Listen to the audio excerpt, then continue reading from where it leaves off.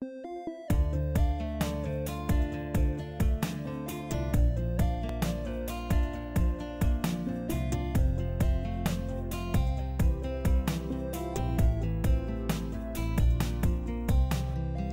dit la théorie sur la monnaie? La théorie économique hésite entre une vision de la monnaie comme marchandise ou comme actif et une vision de la monnaie comme une donnée issue de la souveraineté.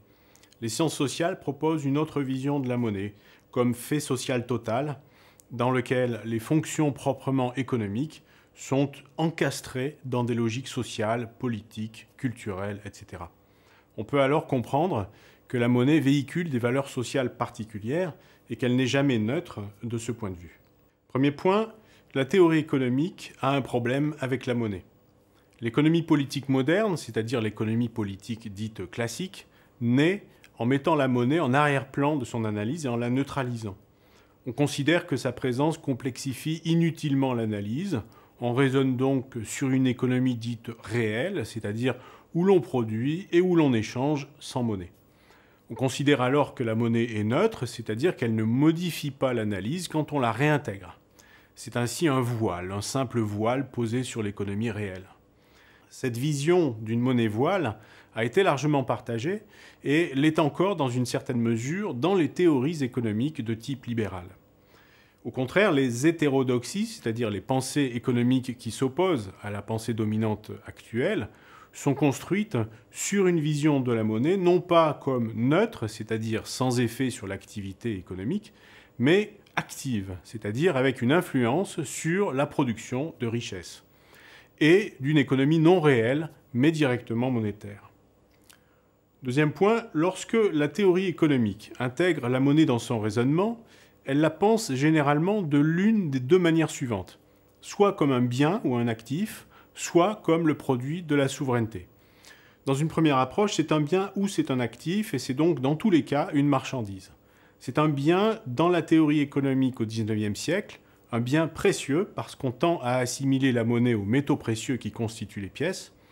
C'est un actif dans la théorie économique d'après la Seconde Guerre mondiale, un actif un peu différent des actifs financiers, c'est-à-dire des titres comme les actions et les obligations, mais qui relève néanmoins d'une même logique d'arbitrage entre la rentabilité et le risque pour son détenteur. Dans tous les cas, on pense la monnaie comme une marchandise parce qu'elle fait l'objet d'une offre et d'une demande qui déterminent sa valeur. Et cette valeur, marchande, est alors à la fois le taux d'intérêt et le taux de change. Dans une seconde approche économique, la monnaie est une donnée issue de la souveraineté, c'est une fiat monnaie, comme on dit en anglais, une monnaie décrétée par l'État ou le souverain.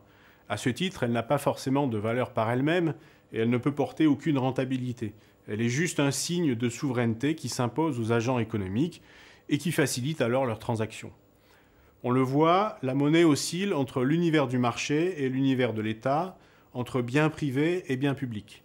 Mais en aucun cas, la monnaie ne relève dans la théorie économique de la société civile ou d'autres types d'organisations comme les municipalités par exemple. Or, c'est précisément la particularité qui apparaît avec le développement des monnaies associatives depuis les années 1980. Troisième point, dans les sciences sociales, on conçoit plutôt la monnaie comme un fait social total. On retrouve cette conception en particulier chez des économistes institutionnalistes, mais aussi chez des sociologues et des anthropologues. Le fait social total, c'est un concept élaboré par Marcel Mauss dans les années 1920 pour décrire des phénomènes qui engagent la totalité de la société et de ses institutions, ou un grand nombre d'entre elles.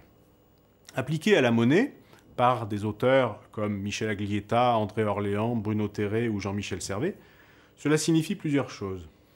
D'abord, la monnaie n'est pas inventée pour briser les inconvénients du troc. Dans cette vision, en effet, qui remonte au dernier tiers du XVIIIe siècle, la monnaie naît du besoin des marchés. D'autres hypothèses sont avancées en effet pour expliquer l'apparition et l'usage des pièces, en particulier au 7e siècle avant Jésus-Christ. La fiscalité, c'est-à-dire que la monnaie est alors émise pour payer des dépenses du souverain et elle revient dans ses caisses par l'impôt, mais aussi l'action religieuse, de paiement des sacrifiants aux prêtres qui exécutent les sacrifices pour leur compte. On a donc d'autres explications à l'émergence des pièces. Et il y a un consensus pour penser que l'explication marchande de l'origine des pièces et de la monnaie n'est pas pertinente. Au-delà de la question de l'origine de la monnaie, le point crucial de cette conception de la monnaie comme fait social total est que la monnaie n'est pas consubstantiellement liée au marché et aux échanges marchands. La monnaie qui est employée pour la protection sociale, par exemple, la sécurité sociale, les retraites, etc., n'est pas employée dans une logique de marché, mais dans une logique de redistribution. Par ailleurs, il existe aujourd'hui des monnaies qui véhiculent des usages non marchands, comme les banques de temps ou les systèmes d'échange local, qui sont des formes de monnaie associative et que l'on verra prochainement. On met alors davantage l'accent sur la réciprocité que sur l'échange marchand. Quatrième point, la monnaie entretient des rapports étroits avec les systèmes de valeurs sociales et morales. On peut d'abord déduire de ce qui précède, en effet, que les usages marchands ne sont que l'un des aspects des usages de la monnaie. La monnaie sert aussi à réaliser des dons, des paiements d'impôts, d'obligations diverses, des paiements de cotisations et d'allocations redistributives, etc. En conséquence, on peut comprendre que la monnaie véhicule non seulement des pratiques particulières, pas toutes marchandes, mais aussi des valeurs morales particulières. La monnaie n'est donc pas neutre au plan des valeurs, et rien n'oblige que ces valeurs soient celles d'un individualisme marchand. Des auteurs comme Michel Aglietta et André Orléans ont théorisé ce point en considérant une dimension éthique de la confiance dans la monnaie. C'est ce qui relève d'une adhésion des usagers à un système de valeurs ou à un projet politique porté par le système monétaire.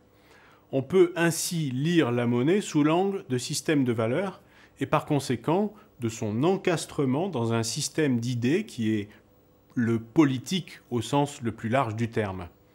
L'euro, par exemple, a été construit dans un système d'idées néolibéral, avec un accent sur la concurrence, l'idée d'une efficience du marché supérieure à toute autre organisation de l'économie, etc. Et de ce point de vue, le Bitcoin porte un projet qui est un approfondissement libéral, au sens libertarien du terme, via le refus des frontières, des règles étatiques et du système bancaire.